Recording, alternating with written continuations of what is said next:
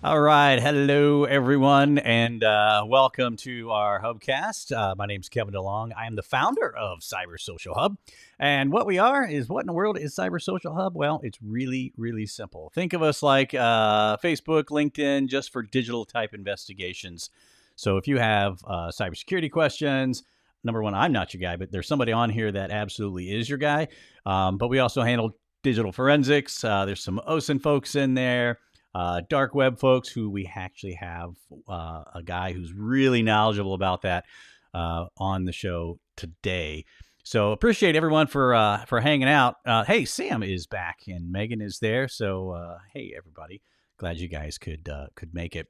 Couple quick things that I want to talk about prior to bringing Kevin on to the window here is that we're thinking about doing some really fun stuff in a few episodes and bringing on some of the if you're a member of Cyber Social Hub, which number one you should be, right? If you're not, just go to cybersocialhub.com and it's all good. It's free. Just go sign up.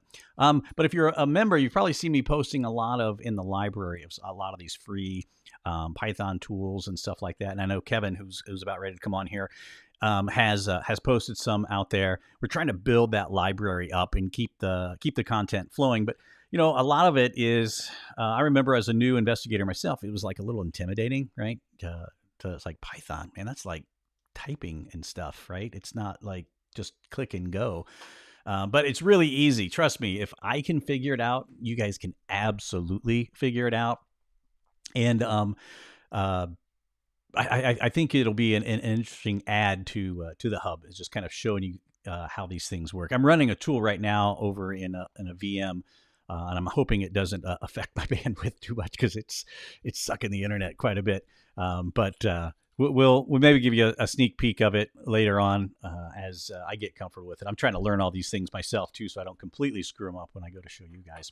But with that being said, I want to bring on Kevin here. And where is he at? He is right there.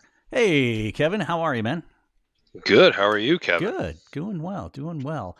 So tell everybody a little bit about yourself and what you're up to. So I've been on the Hubcast before. Mm-hmm. Last time we talked about the dark web, and today we're talking about Web3 and the dark web. So that's kind of an expansion upon what we've already discussed about. I'm active law enforcement here in the United States. I got over 15 years experience.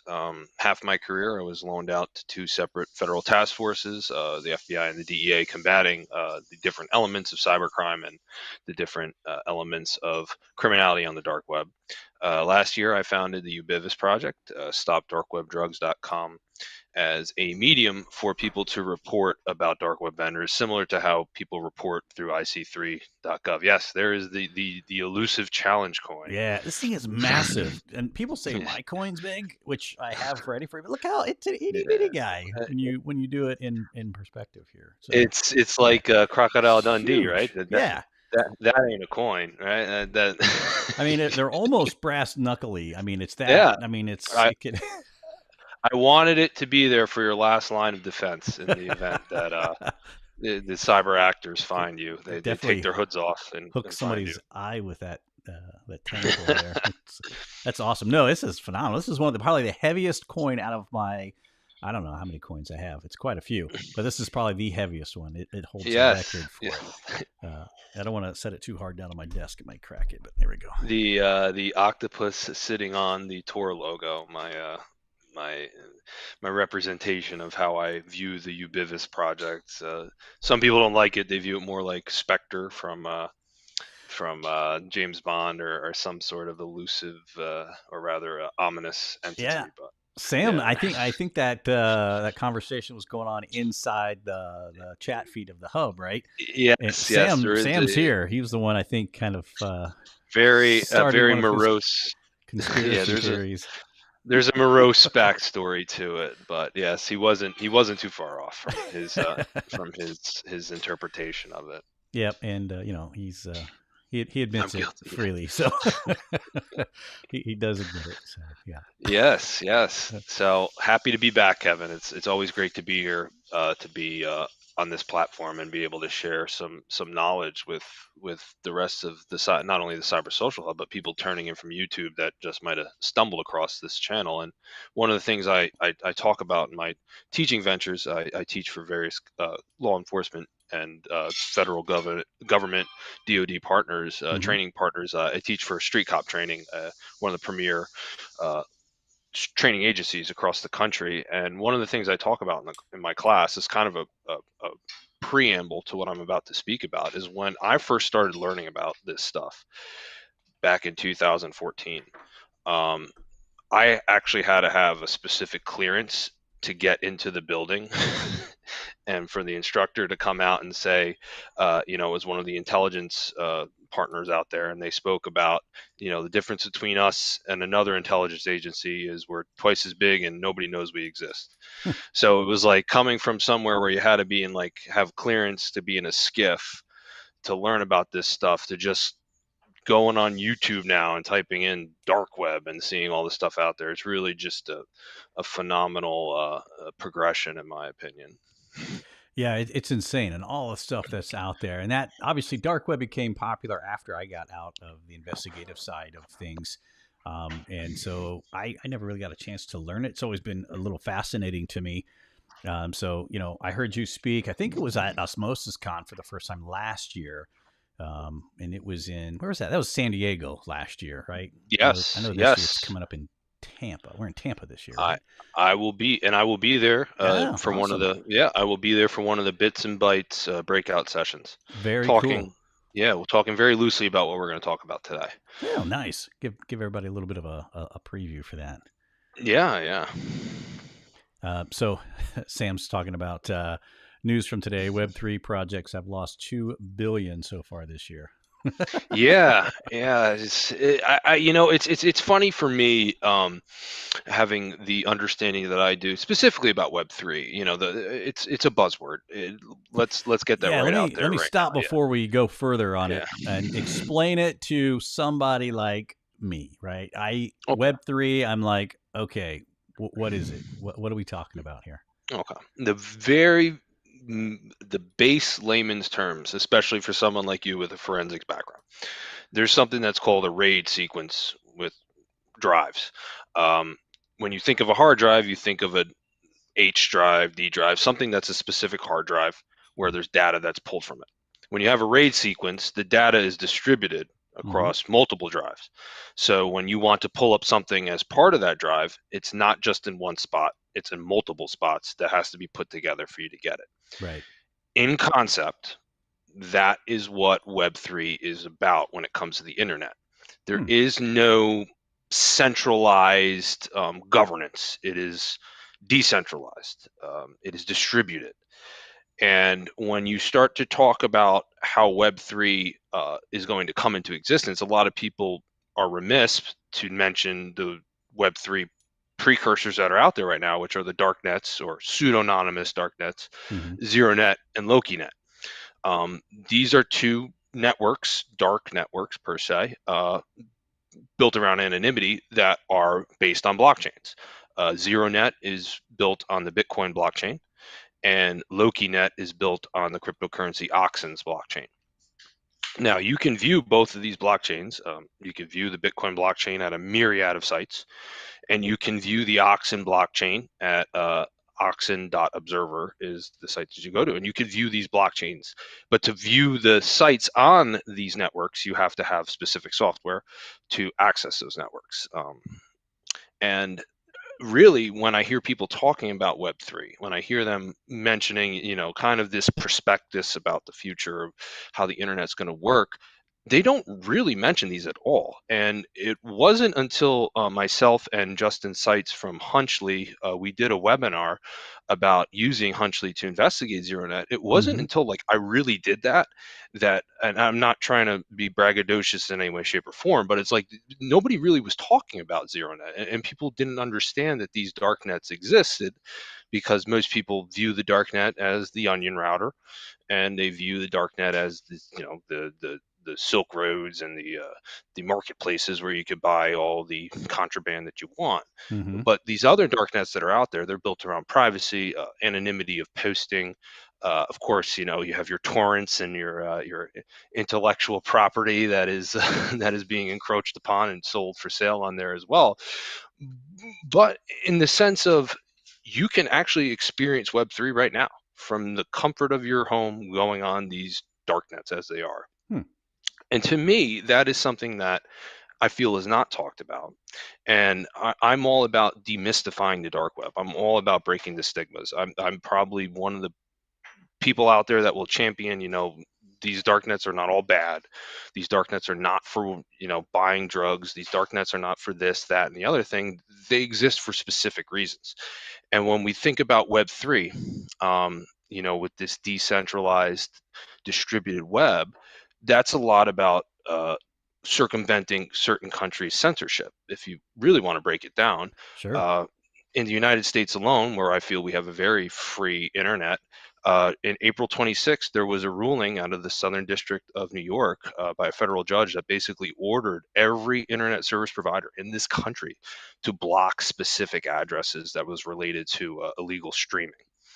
And really, that's something that, if you sit down and you go, if the government has the power to do that, what would stop them from saying, hey, every ISP, you got to block Cyber Social Hub? Yeah. And I'm not, That and would believe suck. me, I'm not, and I think, and realistically, I'm not like that. I'm not one of these conspiracy theorists out there. I'm not one of these people that believes that there shouldn't be some sort of regulation, because there should be 100%. But in reality, you do have these totalitarian regimes and countries that will just flat out, you can't go here, you can't go there. And when you have something like Web3, when you have these distributed services, there isn't one centralized IP address that can be blocked. So that's something to think about, is that now I can go to the websites that I want to and not have to worry about whether my browsing experience is going to be directed somewhere else because they don't want me going to that website, or whether I just can't get to the website in general.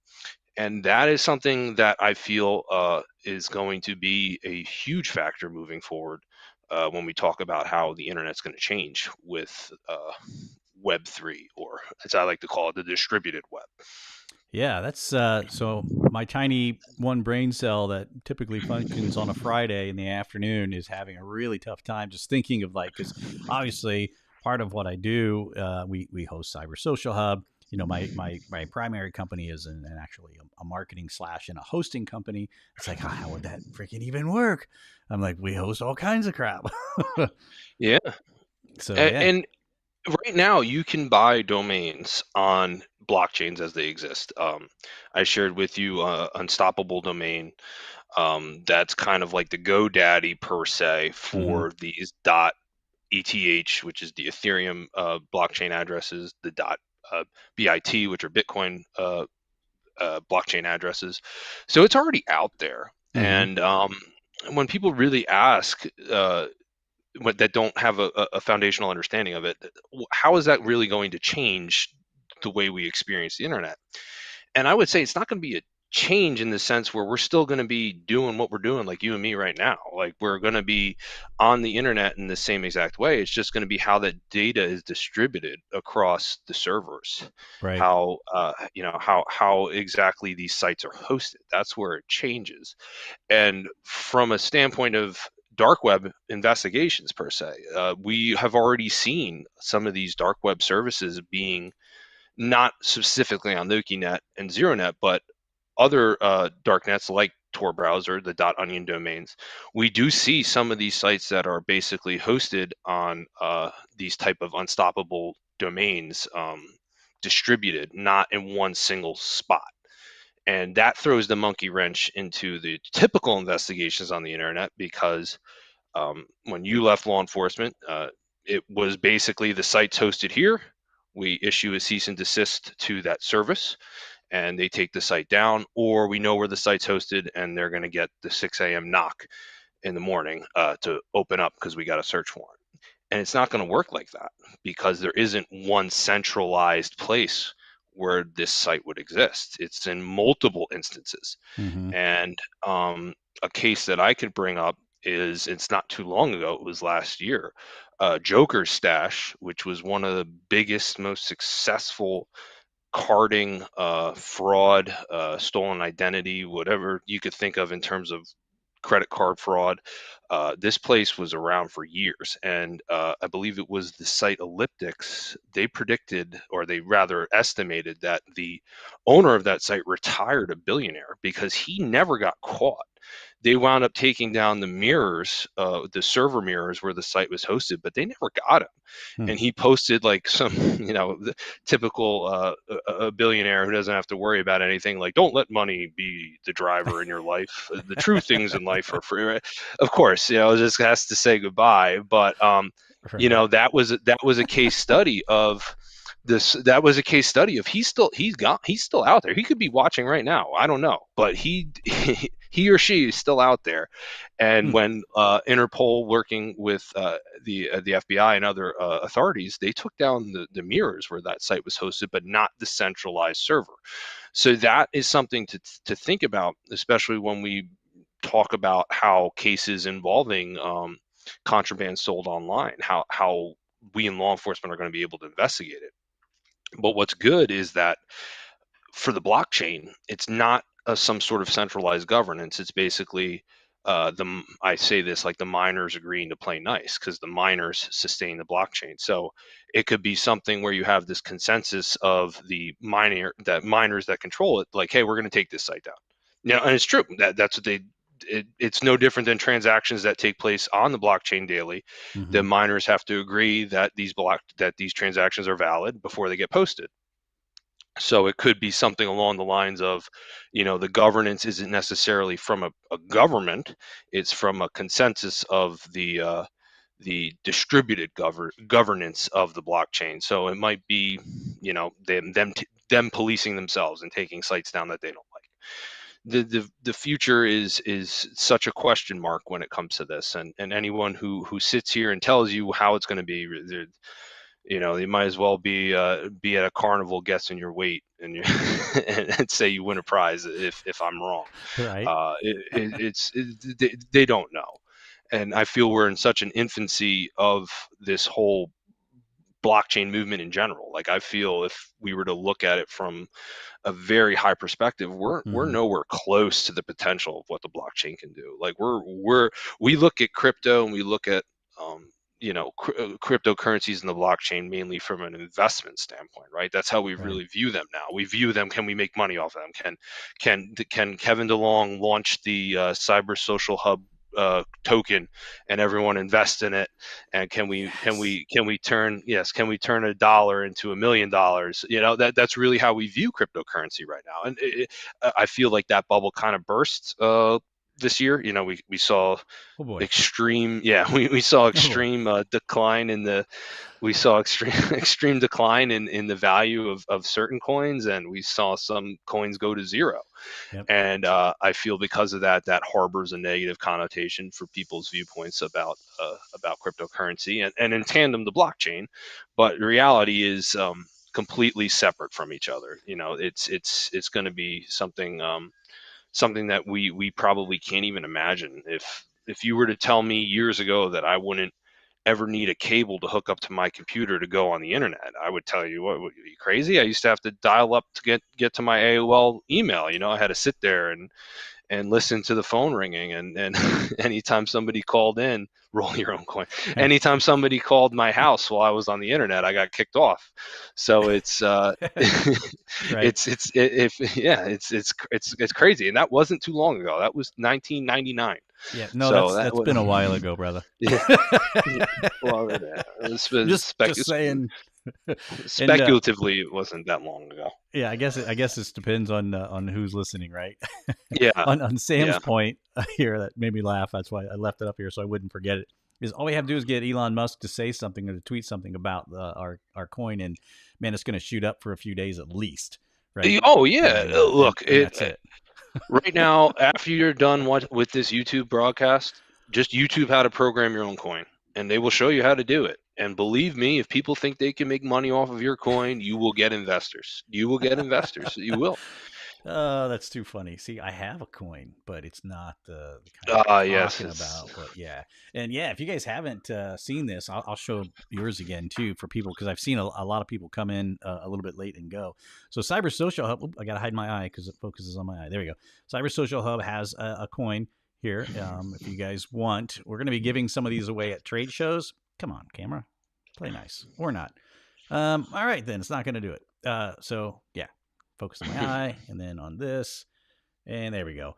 Um, yeah, we give these things away at conferences out there, but we're also going to run some contests on there as well. And here is Kevin's yeah, you awesome gotta big brief. I gotta support my arm when I hold this thing here. you Hold on. gotta know somebody to Yeah, get that. You yeah. scan the QR code I on the didn't back. scan it. Where does that go? I didn't. There's only one way to find out. I'm not Oh gonna tell man, you. see, I'm scared now because I know you, man. I'm just like, oh. It's going to take you to Web3. But I wanted I didn't want to I didn't want people to view in to be feel cheapened because I want to show them you have the screen captures that I shared with you. If Mm-hmm. you want to pull up Lokinet, I will um, here. Hold on. I'm gonna yeah. So bring your face up next to it here. Hold on. See if I can no, make this switch okay. over. Hey, There there it we go. is. All right, so that's a site that's called Orange Loki. Mm-hmm. It's mainly about the sharing of torrents, things of that nature. But as you can see, this is the user interface of Lokinet. That's on the left side. Just pulls right up, and you hit that power button, and you can go to Loki sites, which end in the domain .lok, and that is how Lokinet works. It's relatively very simple in terms of I don't need a specific browser. I Mm-hmm. can use Firefox like I'm using in this example to go there. So it's pretty cool. I think it's a very well designed network. I think that again, its capabilities are really in its infancy. It hasn't been around that long. I believe it's been around for I want to say 4 years. I could be wrong. Uh, but you can go to the .loki domains using Lokinet, and there aren't that many right now. If you want to talk about a comparison to other darknets out there like Right. I2P or the many .onions on the Tor network, there are not as many Loki sites out there. But that's not to say that there could be more. It's they give you straightforward instructions of how to host your sites on Lokinet to create your own .loki. So if you're interested to have a cyber social hub on Lokinet, I think we might be able to make that happen. That'd be interesting. And That's for sure. Now, this yeah, is and this thing is just like the interface, right? This is the yeah, essentially that's it. how to get on, right? This is That's the it. Once you bridge. install it, once you install it, it's very it's very user friendly. There Hmm. isn't. I would even say it's more user friendly than I2P because I2P requires you to set up how you share your bandwidth, things of that nature. This is just quintessentially like connecting to a VPN. Hmm. Just download it and go. Yeah, that's what it looks And like. That's it's the same thing with Zeronet. So if you pull up the screen capture of Zeronet for yep. Zero Hello, which is the base landing site for Zeronet. That's gonna um, take me a second to find it in this scope. There we go. oh That was easy enough. yeah, so Zeronet is the same exact way. No specific browser needed. You just set it up with whatever default browser you need to use.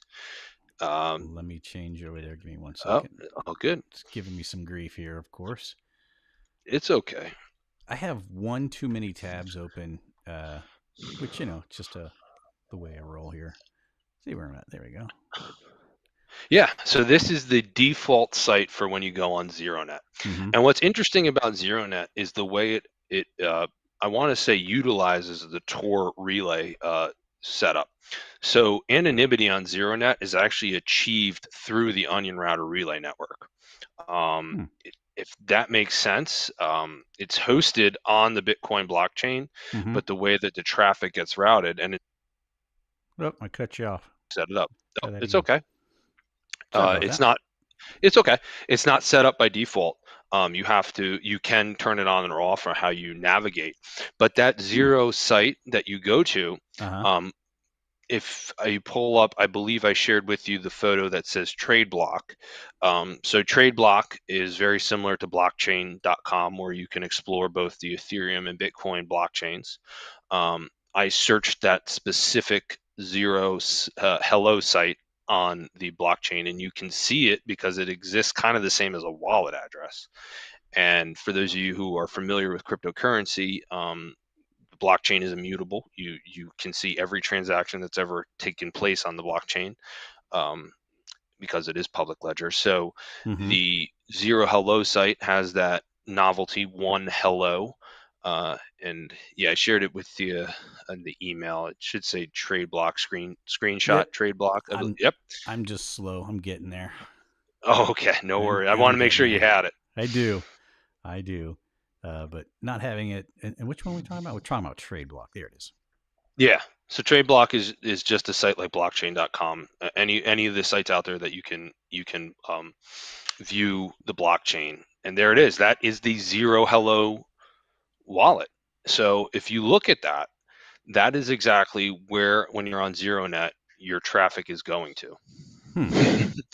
So if you look at it from a crypto analytics standpoint, you see that there were transactions that took place on that wallet that ended in 2018, and Mm-hmm. now this wallet is pretty much just reserved on the Bitcoin blockchain to sustain ZeroNet, the Zero Hello site. And you can buy your own ZeroNet domains. You can do a lot with ZeroNet. Again, when we talk about users, dark web users, I would say, it's not a de facto darknet. It's a pseudonymous darknet, because obviously anything that takes place on the blockchain is not anonymous. It is public ledger. Mm-hmm. But regardless, when you start to talk about usership, there really isn't as many users of ZeroNet and Lokinet as Tor, as I2P. And when we talk about dark web news, I just actually posted this on the Cyber Social Hub last month. 3.5 million users for Tor, like an extreme spike. When we first did our hubcast, we looked at it and it was right around 2. Yeah. And Yeah. I remember that. uh, you're talking about nearly doubling in the past month alone. So it's like, there's a lot of people that are utilizing darknets. Now, whether there's some geopolitical factors to that, a lot of it could be the current war in the Ukraine, sanctions against specific IP addresses in Mm-hmm. specific countries. Like there are reasons, there could be reasons a lot more people are using it, but it is still something you got to be cognizant of. I mean, if you're talking about 3.5 million people using the Tor browser alone, when we start to talk about this new Web3 type governance and how things are going to likely change with how people connect to the internet. I mean, I wouldn't be surprised if we see more and more people gravitating towards Lokinet or ZeroNet to set up their darknet sites per se, or their sites they want to host on one of those networks. So it's yep, did I drop out here? Nope. Oh You're no, back. sorry. Your audio I'm was back. there. Yeah. Your video I'm just got a sorry. little funky. Sorry about that. Oh, no worries. That's what It happens. live TV, folks. Uh, so I was going to say that if you're an investigator out there and you don't know about these dark nets, if you're a quote unquote one trick pony per se when it comes to dark web investigations, you really need to change your view, and you need to get familiar with this stuff. What's a good source? And that's a great question leading up. What's a great source that people can go to? I mean, where would you go as an investigator? Now, obviously, the criminals like to go certain areas to look up information, but as an investigator or somebody who's looking into this stuff, where does someone go to learn just the basics to get into these types of investigations? So to be honest with you, a lot of what you would need as an investigator is all there on Reddit or on Mm-hmm. YouTube, because the criminals are using, or the bad actors, I should say, are doing the same exact thing. I feel there's this constant uh, regurgitation of the guy in the hood running the terminal screen that we equate Mm-hmm. to the dark web, which Right. I feel gives this actor some perception that these actors have some sort of skill set, and they Right. don't. I mean, these are not something. And when I talk about I2P, right, all you need to do with I2P is set up how much of your bandwidth you're going to share. You're not you're not running lines of code. You're not doing anything like that. And the same thing with Lokinet and Zeronet. It's pretty much click and go. Hmm. So if you want to learn about how you as an investigator, whether you are in law enforcement or the private sector, can do this stuff, it's all out there in the open. The criminals are learning how to do the same exact things from Reddit, from YouTube. There are countless channels on YouTube that are dedicated to how to successfully do credit carding scams. And I believe YouTube does a great job of policing. They do a good job of policing content. If content gets flagged, they'll review it and take it down. Hmm. But in terms of, they've been very proactive with the streaming IP infringement with streaming uh, services out there that showed you how to use Kodi and things like that to illegally stream. But there are plenty of people out there that will show you how to do credit card scams, how to take stolen credit cards and Crazy. immediately buy gift cards, and all of a sudden, that card gets flagged, but you have that gift card still, and it's the same thing as going to an ATM. And for Hmm. to be an investigator about it, it's like, if the bad guys are watching that, the threat actors are watching that, then why aren't you? Because they're just putting out there in the open exactly what they're doing. Right. And then of course, you could take my class with street cop training when it comes to town if you're active law enforcement, or you know we just need to get you to do a class inside the hub too. yeah, So we have been talking okay. about that. We have been. Yeah, I was going to try to share this out, but I didn't prepare all my screens for this to share a website. But there is a brand new. Is it active? I think it's active. See, the admin, I can see everything in here. The dark web group, right? Which you're an Mm, administrator of that, yes. organizer of that group. So if people have questions, you can go into Cyber Social Hub and ask and post there and just join. I don't know. Yeah, there's some members in there, but there's Yeah, like we zero we're, we're, activity because we just really we're haven't taken it live yet. Yeah, you and I had talked about it, about maybe doing a course through Cyber Social Hub just for Hmm. familiarity purposes, because I do feel that there's so much out there that deters people from wanting to even do this, right? Like they feel if they don't know what they're doing, they're going to blow up their computer, right? If you download, if as soon as you go on the dark web, some hacker in Estonia is somehow getting into your savings account, and it's really not that way. And I feel that preconceived notions that we have out there about the dark web is what fosters this lack of wanting to investigate it, if that makes sense. Like, they feel it's so Hmm. futile. And of course, the mainstream media, pop culture doesn't really help. And No. I can't tell you how many articles I have read when it comes to something that involves the dark web, where they talk about like the mysterious dark web, the untraceable internet, the hidden internet, just things that are just such misnomers. And it becomes very frustrating. And especially now with Web3, the amount of, if you just Google Web3, oh my God, the amount of content you're going to get. And it's like, sifting through it, a lot of it is investment, like the one individual shared about people losing money with these investments. A lot of it is about your strategy of how to leverage your IRA, or something against it, when in reality it's like, but what is it? Like, you're not really learning about it, Right. Right. and a lot of people don't even understand when you talk about non-fungible tokens and NFTs. It's like, what are you paying for? Do you really understand it? Do you understand how NFTs work? Because this is part of Web3, the open internet, being able to view in real time who owns an NFT. And a actual case study I could think of is Seth Green. He recently had his NFT stolen. I believe it Really. was, yeah, it was not more than I think 2 months ago. He was creating a show around this NFT because he owned it, and now it was stolen and it was sold to a new owner who's refusing to give it back to him. And then the question becomes, what matter of redress does he have about this? Like, has there been any type of cases that have gone through our courts before about ownership of NFTs and who actually owns the intellectual property of that NFT? So that's something that, when I say we're in our infancy, it's like we're not even in the infancy. Hasn't really even been born yet. We're still Yeah, we're no still in the kidding. we're still in the pregnancy per se of the advent of how this is really going to impact not only our lives, but like how it's really going to impact the future of how business is conducted online, things of that nature. Yeah, and I'm seeing a question here from Sam. Sam, is this a real thing? Or are you just messing with me? Have you looked at Uh-oh. Web 5? Is that even a thing?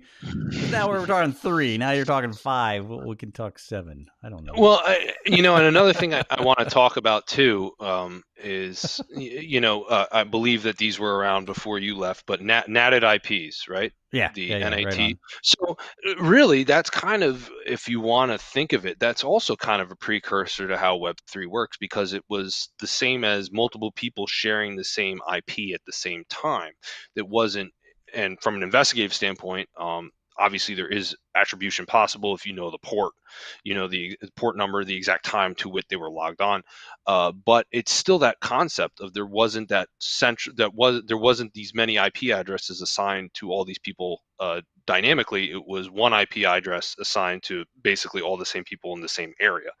So from a standpoint of, yeah, that's correlatable to Web3, because that's kind of like a distributed, right? They were all using the same IP address at the same time, kind of how these websites would be on the blockchain, right? There isn't a dynamic IP address for each website. It's distributed throughout the blockchain.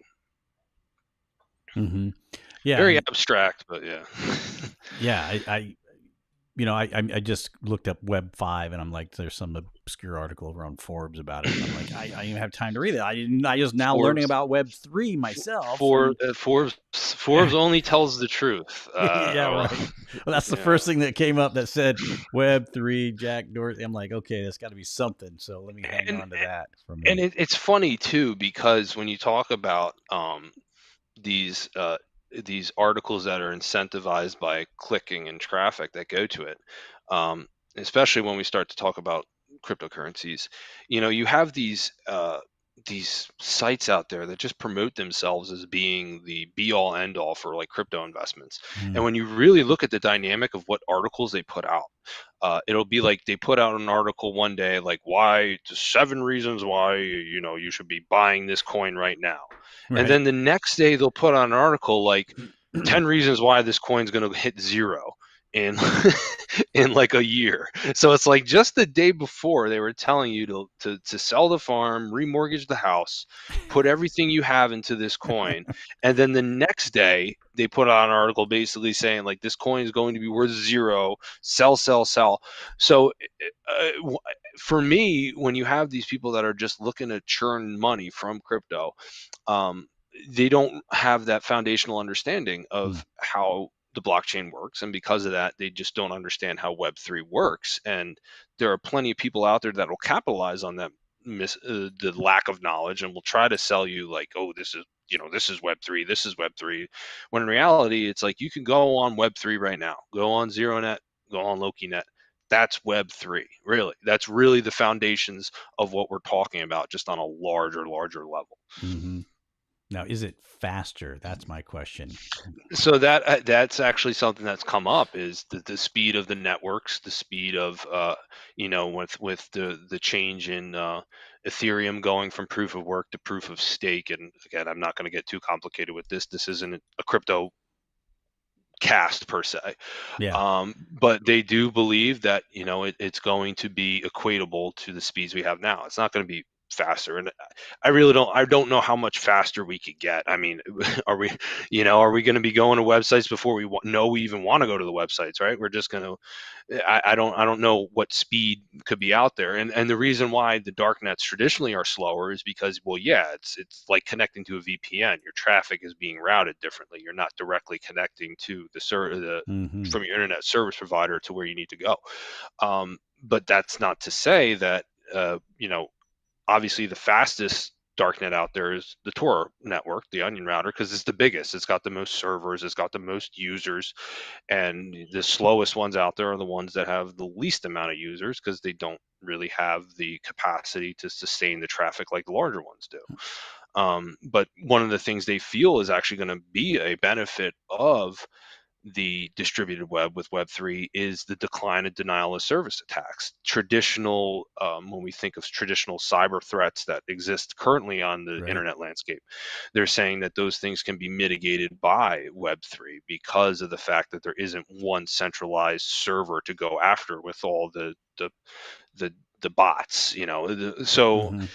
there would be benefits there. 100% there would be benefits. I'll be doggone. So, real quick, I want to switch channels back over. I posted the link into the dark web group inside of Cyber Social Hub, and I used a lot of. I think when I originally set this up, I used the old typical hoodie and binary Yeah, nonsense my favorite guy. nonsense in It's there, we'll find. and yeah. But Well, you can't you can't get away from the preconceived notion of that guy. You can't, because if in reality, if we were to say, hey, the threat actor is you, threat actor is me, mm, which is realistically, who it is. mm-hmm, It's normal people. It's people who don't have this extreme skill set. That actually, in my opinion, makes it less frightening, right? And of course, if you want to sell a service, right? If you want to sell LifeLock as monitoring the dark web, you're not going to have some 16-year-old on there that is logging onto the dark web between study hall and seventh period, right? You're right, not going to have that. But in reality, that's really what it is. You want to talk about somebody who probably has your bank account information, your credit card information. That's probably who it is.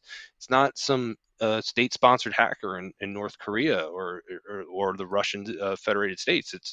It's here, and that's something I really try to encourage anybody who's interested in this type of topic to get past. Is like, mm-hmm. look, it's not this computer PhD is not required. And that's always good for people like myself. Don't require that. Let me No, joke back over here. I can't see the comments in real time. So are they bashing you or are they bashing me? No. There's no comments. They're actually setting pretty quiet, which is rare for this Oh. group. For that to Yeah, happen. I So mean, it is.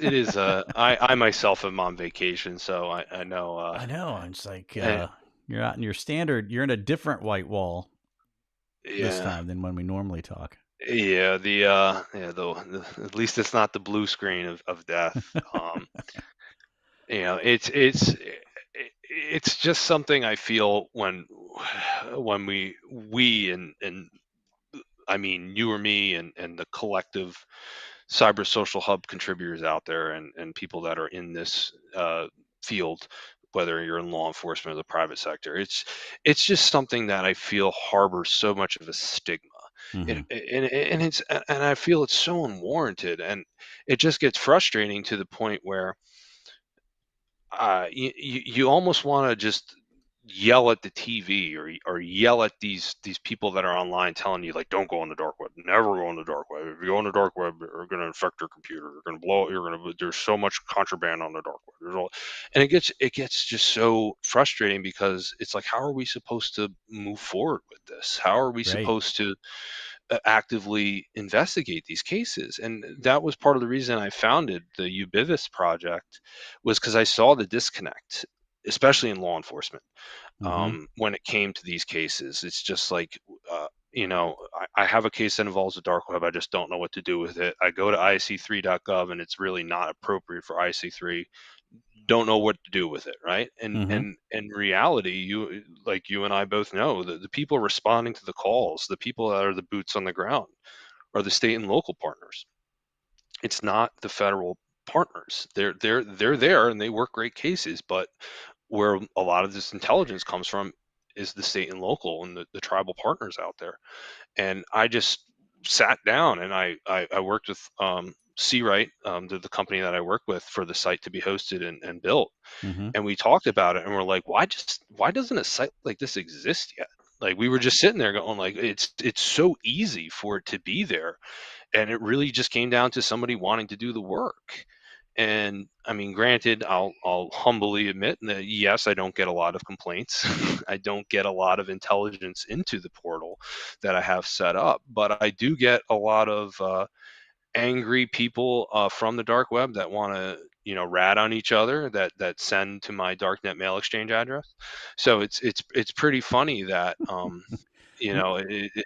it's funny that they go after each other through me, thinking that somehow I'm going to pull up in a black van and put the black bag over this guy's head. It's like, no, that's not what I do. I look up, try to find these vendors, and I do forward it off to the federal partners and get everybody working together to address this. Right. And what's the web address of your site? So you Again. could get there. So you could get there by scanning that QR code on the Hey, all right.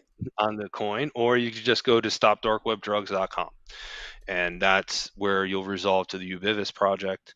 Um, Ubivist is Latin for everywhere, and I'm up until recently I was pronouncing it wrong. I was saying Ubivist, which is not the correct way to say it, and somebody actually had to correct me. Kind of feeling like an idiot there Hmm. because you know, I put this together and I wasn't even pronouncing it the right way. See, I So definitely don't know how. If you don't know how, I like, hey, look at yeah, this. like, you created it. You're not even pronouncing it the right way. But it I really do encourage anybody to, if you are a civilian, if you're law enforcement and you have some sort of knowledge of a dark web vendor, especially when it comes to overdoses. I shudder to think of what we're going to see from 2021 to 2022. We saw the highest overdose deaths in our country last year from 2020 to 2021. Mm-hmm. Um, and if you go to Overdose Crisis, if you click that part of the link, we're trying to geolocate overdoses and attribute them to the vendors. We're also trying to Ah, get okay. vendors. Yeah. So we've come through a lot of data sets of arrested vendors, um, complaints that we've observed that have already been put out about vendors attributed to overdoses in specific areas. And when somebody, whether it's law enforcement, well, specifically if it is law enforcement, if they report an overdose death, we geolocate that marker on the map to where they have reported, and we try to put that vendor name there. So if you go over one of the little markers there, it should pop up for you. It's not. There you go. So that's something from an arrest in that general area of a vendor. And this is all information that's out there on the open. Sure. Yeah, dating back to like 2014, 2013. So yeah, that's an arrest when you see the uh, skull that is attributed to an overdose. So I'm trying to think. Go to the San Diego area, and you should see one. Oh Yeah, so yeah, that there you was go. yeah. So those were overdoses attributed to the drug llama, and as well as the vendor Pharma Master, who's doing a life sentence in federal prison. Jeez. Rolling Stone did a great article about Pharma Master Empire, but um, this is really where I feel we in the sense of law enforcement, we need to do better, because unfortunately the overdose deaths that we're seeing across this country and abroad too, but here it's just been it's been so bad. And I feel that the metrics don't exist for determining which overdoses came from the kid on the street corner to the dark web, because people aren't looking. Right. um, the evidence isn't being presented. And it, these cases aren't rocket science. Cryptocurrency is scary for people who don't understand it, and the dark web can be very intimidating if you don't really know how it works. But I feel once you get past those two hurdles, it's no different. And from you being somebody who has the forensic background, when people don't understand forensics, it can be scary, right? It's like, oh, I don't understand that. I don't understand digital forensics at all. But it's like it's really not that complicated. I mean, it might be very hard to get to a specific level of being a forensic examiner, but to understand exactly what you're doing, it's not that hard. It's really just sitting down and wanting to teach old dog new tricks, and like you're learning now with Python, right? You're learning Oh yeah. PyTie, you're learning all this stuff with the Python scripts. And Oh boy. next you're going to be learning about Golang, and you're going to be learning about Bash scripts, and you're going to be doing Apache Tomcat, and you're going to be the coding master by the time I see you in yes. San Diego. You're going to be. Well, I've got a lot of my own code that's kind of in the world out there, but it's ugly. It's ugly. Sam in chat. He's our developer. Yeah. he's not our developer, but he's the group's developer essentially. He's the Hangout guy that does this. So yeah, man, I tell you what, always talking to you is insightful for sure. And I'm gonna make sure I forgot to say this earlier. If you have a question, and Sam just knows because he throws it in there. Sam's a C++ guy, by the way.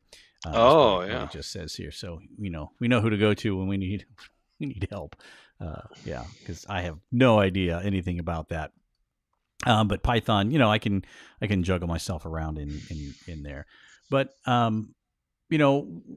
when you're on, I always learn a ton about this stuff, and I know people probably have questions, and maybe the people live aren't going to necessarily ask a question of you. So you're obviously, you can be reached through your website, which I did post a link to it. Yeah. It's down here somewhere. Let me pop it up here on the screen too. You could put my email, Kevin at Ubivist you Project. sure you want to do that on a live YouTube channel? I would just say go to your website. That way, okay. make them work for it a little bit if they're gonna spam you. No, you're right. Yeah, you're right. Yeah, I do get a lot of spam as it is. You'll get signed up for every free newsletter in the it's available out there, right? At least that's already has happened. That's what we used to already do to the guys.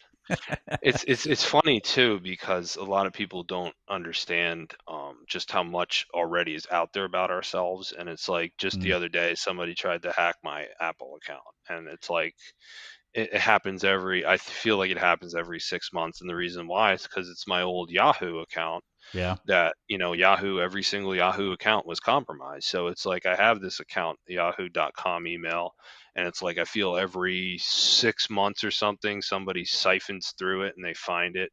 And it also doesn't help that I've been on the wiki leaks IC watch list for the past like 7 years. Well, so they have my full name up there in my old ic.fbi.gov email, but it's like when people when they choose, it's just like the constant ebb and flow of recycled data that gets out there, and people just try to do stuff with it. And again, this isn't some computer hacker. This is probably some kid who just saw that my old email and password is out there, and they just try to use it. Yeah. And it's with the dynamic of the web as we have now, it's not too hard to just go to facebook.com and try to use that email with the same password and see if they get in, because a lot of people recycle their passwords. So it's the nature of the beast. And to circle back to Web3, maybe with the enhanced protocols that Web3 are going to have out there, maybe that will help prevent that, right? Maybe we can't log into our emails anymore with our traditional credentials. Maybe it'll have to be our private key, right? You're talking about the encryption of private and public keys. So unless somebody has my private key, they can't get into my email. Our implanted microchip, right? Oh, yeah. I'm trying to stir Sam up a little bit in his conspiracies. So, in the right in the where are they implanting it, in the hand, like in the Bible, the mark of the beast or something? And that's what we'll all need. I don't know. I am a very big proponent of Web3. I think it's going to just basically be the evolution of the internet, and I feel that the governance currently by ICANN, which regulates the domain names, and the governance of the RIRs. For America, we have ARIN, and the other ones across the country, the regional internet registries that supply the IPs. They already ran out of IPv4. We're on IPv6 now. So it's like I feel that the natural evolution is eventually just going to go to YubiKey. Okay, Sam, that's good. Well, we're eventually from one to the other extreme with him. So the cattle mutilations are up, right? Yeah. Yeah, the what is that in the when they make the signs in the field and people don't know what it is, who made those signs? Yeah, those are just crop circles, right? Crop circles, right? The Yeah, next crop circle is going to be the Web3 crop circle from the there you go. to That to movie intimidate Signs us all. scared the crap out of me when I was younger. Yeah, A that great was movie, great movie. that was absolutely. Kevin, thanks for coming on. And I'm going to ask anyone who's got a question, because we're not going to go yet. Anyone who's got a question for Kevin, you can either ask it. You're in Cyber Social Hub, but you don't use your name there. You use your project name, right? So if people are going to find you, Yes. you can go into the dark web group and then find you there. And we have private messaging. It is completely 100% private, so it goes back and forth between there. So you can absolutely do that. And if you have some questions, or and I know I'm constantly kicking people your direction, saying, they ask me a question, I'm like, I have no idea what that even means. Let me send you to someone who understands that version. I call it Geekanese, but there are a lot of different dialects in Geekanese. So, and your particular dialect has to do with Web3 and dark web stuff. So we always push them your way. I really I will. appreciate I that. will not give investment advice. That's the one thing I'll tell you. Do not reach out to me asking for speculation on what's going to be the coin you should invest in. Again, the dark nets that are out there, the pseudonymous dark nets like Zeronet and Lokinet. Lokinet's built on the Oxen blockchain, and Zeronet is built on the Bitcoin blockchain. So it's like, don't ask me what the next the next coin is going to be that's going to break the internet with Web3. I don't. Nobody knows for certain, and it is Ethereum. I'll tell you that the backbone is Ethereum network and how Ethereum network works. But it's just like there's just so much. I don't even want to call it disinformation. I just want to call it noise. There's just so much noise out there about it. I really encourage you, if you're interested, if you want to test drive a Web3 network, go on those dark nets. It's very easy. You're not going to infect your computer. The Estonian hacker in the lead bunker with the head up running the terminal screens isn't going to get you. The cyber boogeyman's not going to get you. And yeah, just take it for a test drive, because, like I said earlier, I mean, back when 1999, I was going on the internet with my phone.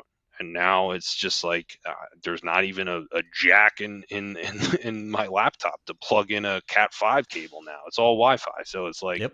what's the evolution? It's going to be the evolution of how these sites are hosted, how we browse those sites, and it's and it's nothing to fear, and it's just going to be a change. And like all good things, they change. The time, the times they are changing. But Ron Burgundy didn't hear that song, right? So he had a rough time, and I don't think we're going to have a rough time at all. I think it's honestly going to be something great, and we're just such in the infancy of this right now, or even the pregnancy, not even the infancy. Anybody that tells you otherwise is they're just I don't know what they're trying to sell you.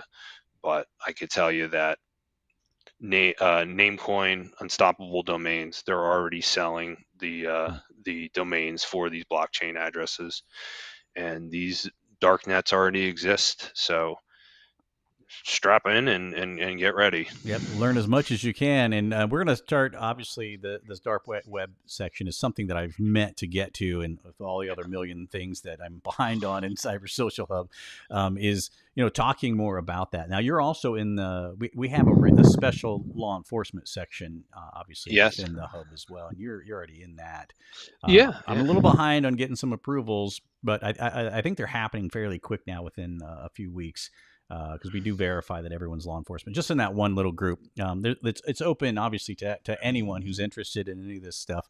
But we do have a few closed areas that you have to get into. But especially the dark web, I'd like to see us maybe at least get some articles going, get some things moving in there. And Yeah. I'm not asking you to write them; we can find them No, and get those in, because you know old dogs like myself, when it comes to the industry, is like, this is something I've been meaning to learn about, and I know I need to, and I just haven't.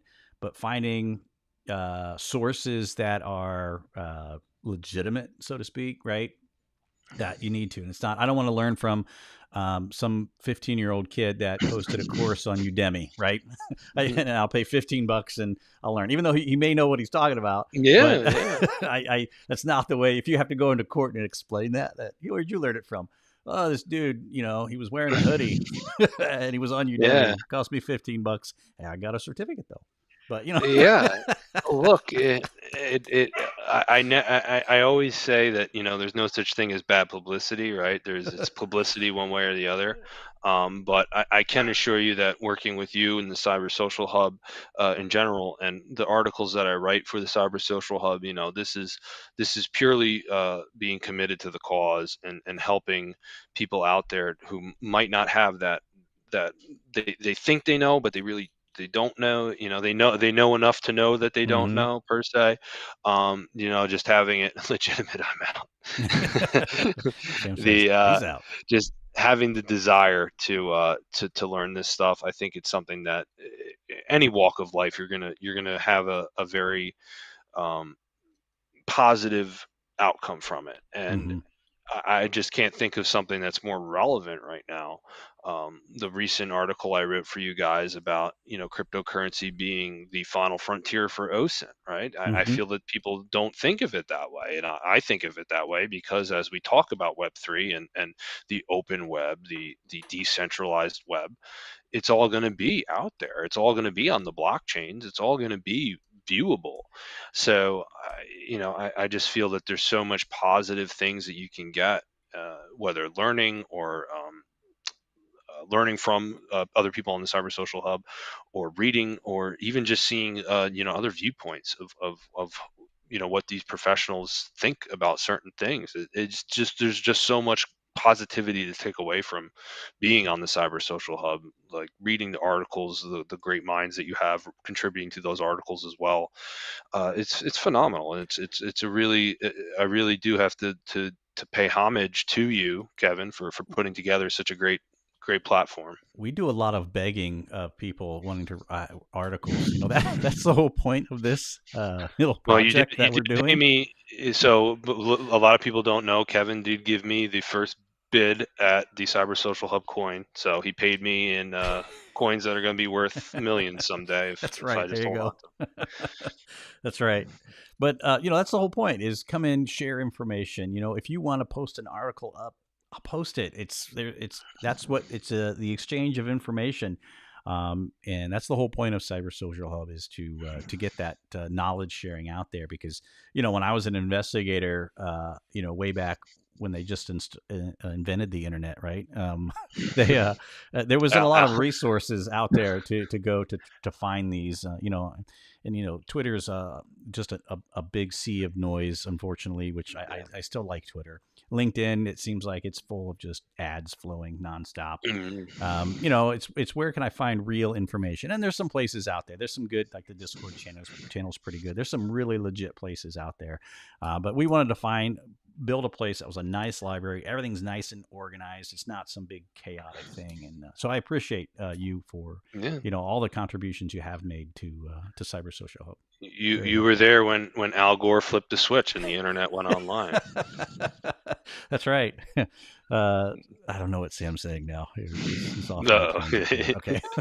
I look down and it looks like math. And I'm like, yeah, nope, done. Sorry, Sam. Okay. He's typing the source code for Cyber Social Hub out there. Yeah, I did post the link in chat here, and I'll probably post it into the description after we're done live, of that article that you wrote here for the cryptocurrency and the final OSINT frontier.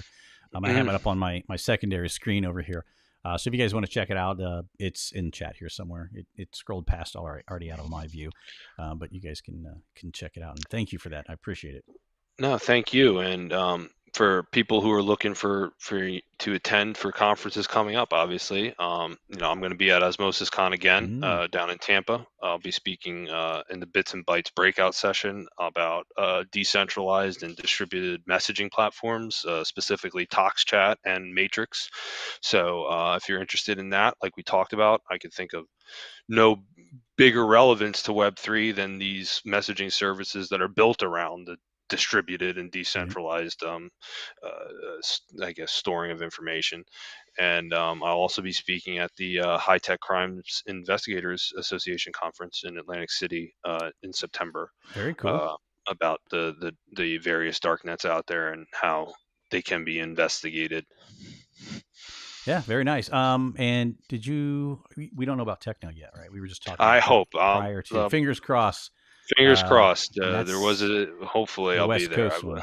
Yeah, San I, Diego. I, I haven't been notified either, for that matter. And yeah, we'll one see. of the Kevins. It's the battle of the Kevins. And one of us will be there. We'll reach out to Now, Jennifer and Allison and see if there's a status on it. Who knows? They may be lurking somewhere in the background for these shows. They typically do. So, no, those are you got a good circuit coming up. So if you guys haven't had a chance, make sure you go check Kevin out. Kevin with an EN versus an IN.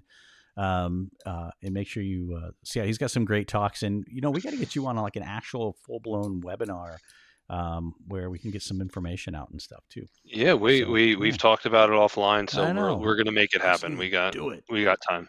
Yeah, let's do it. All right, so I see we're like 6 minutes over already. I try to actually 7 according to my live counter here on the screen. So I like to be respectful of everyone's time, especially yours. So thank you very much. Always a pleasure to have you on here. You guys can reach out to Kevin in the hub or via his website. Make sure you check it out. If you haven't or not a member of Cyber Social Hub, sign up. It's 100% free. And if you don't want the emails from us, there's a little button down at the bottom called unsubscribe. It's real simple, but it is really good information because we tell you about these upcoming hubcasts, upcoming webinars. All we're doing is pushing information at you of where opportunities to learn. That's really, really what it's about. So yeah, come over and check it out. And also, if, I don't want to forget to say this, if you guys have not subscribed to this particular YouTube channel, and hit the little bell icon, I believe that's what it is. It'll notify you when things are coming up, and when we go live for these hubcasts. So the next time Kevin's on, you'll get notification, and there he is. And you'll see his tan face, not hopefully on vacation. He'll be, and I appreciate you taking the time out there for that vacation as well. Of course, you're on vacation, and like here we are. Kind of. This is what I love, man. All right, man. Again, thanks, and stay right there. Don't go anywhere. I'll talk to you in the room after the magic room after this button. So, guys, again, thank you very much, and we'll see you guys next week. We have a full schedule for the whole month. I think of July of Hubcast. So we'll see you guys then. Take care.